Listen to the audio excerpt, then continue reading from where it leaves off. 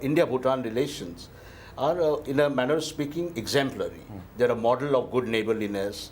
It's a classic case of where you have no issues between two neighbors, where you can only take relations to new heights.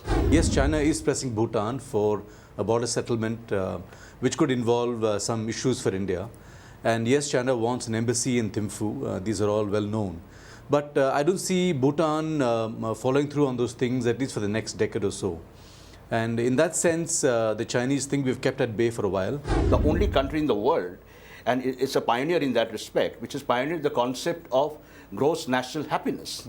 It does not measure its national wealth in terms of GDP, but in terms of GNP, gross national happiness. I don't know if there's that much of a market really in Bhutan for Indian goods, It's a small country, small population, they don't have very many needs, and much of that we meet anyway.